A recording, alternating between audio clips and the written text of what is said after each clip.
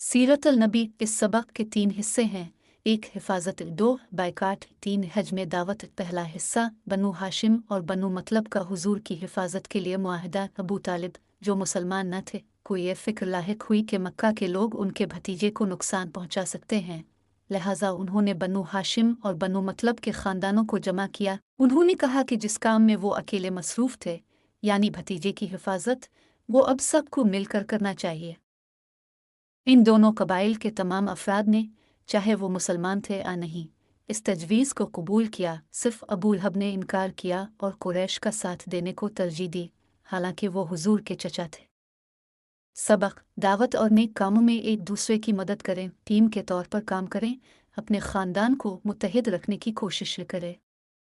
दूसरा हिस्सा बनु हाशिम और बनु मतलब का बायकाट। कुरैश को जब ये मालूम हुआ कि बनु हाशिम और बनु मतलब हुजूर की हिफाजत के लिए तैयार हैं, तो उन्होंने महसूस किया कि अगर वो हुजूर को कत्ल करने की कोशिश करेंगे तो ख़तरनाक जंग छिड़ सकती है। उन्होंने कत्ल के मंसूबे को तर्क कर दिया और एक जालिमाना बायकाट का मुआहदा किया। मुआहदा मक्का के लोग बनु हाशिम और बनु मतलब के साथ मुलाकात या बातचीत नहीं करेंगे, उनसे तिजारत या शादी नहीं करेंगे, कोई नरमी या सुलह नहीं होगी। ये बाइकॉट इस वक्त तक जारी रहेगा जब तक कि हुजूर को उनके हवाले न कर दिया जाए। यकम मुहर्रम 7 नबी को ये मुआहदा कबा पर लटका दिया गया। अबू तालिब ने बनु हाशिम और बनु मतलब को लेकर शुभ इब्बी तालिब में मुंतकिल कर दिया। हुजूर और उनके साथी 3 साल तक इस वादी में निहायत सख्त हालात में। सबक, इस्लाम की हिमायत के लिए लोगों को तैयार करें। अगर दावत के रास्ते में कोई मुश्किल आए तो अल्लाह से सब्र की दुआ करें। तीसरा हिस्सा हज में दावत। ये 3 साला बायकाट भी हुजूर और उनके साथियों को दावत और तबलीग से न रोक सका। हज के मौके पर लोग मुख्तलिफ इलाकों से आते थे। हुजूर और उनके साथी उनके पास जाकर इस्लाम की दावत देते, लेकिन ज़्यादातर कबाइल ने दावत कबूल नहीं की। सबक, रसूल अल्लाह ने इंतहाई मुश्किल हालात में भी दावत जारी रखी। हम सिर्फ लोगों को इस्लाम की तरफ बुलाते हैं, हिदायत देना अल्लाह के इख्तियार में है। दावत के नए और बेहतर तरीक़े तलाश करें, चाहे वो रूबरू हो या सोशल मीडिया के ज़रिए। हर हफ्ते इसके लिए कुछ वक्त और रकम निकालें।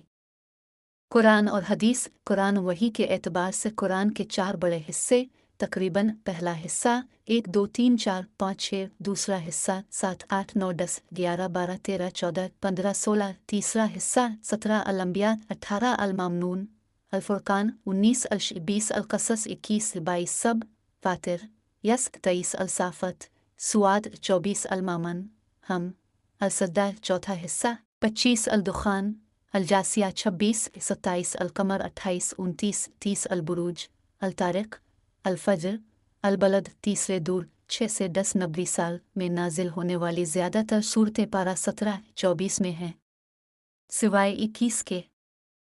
उन मुश्किल औकात में ये सूरतें कुरैश के एतराज़ात का बेहतरीन जवाब थीं। दूसरी तरफ उन्होंने सहाबा के ईमान को मजबूत किया और कुर्बानी के लिए तैयार किया। आज भी हम उन सूरतों से बहुत फ़ायदा उठा सकते हैं, उन्हें समझ कर पढ़े।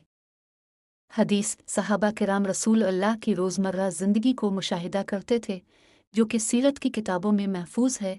इसके साथ साथ वो रसूल अल्लाह की तालीमात को एहतराम और जज्बे के साथ सुनते और अमल करते थे। रसूल अल्लाह से हमारी महब्बत का तकाज़ा है कि हम अहादीस पढ़ने के लिए कुछ वक्त निकालें।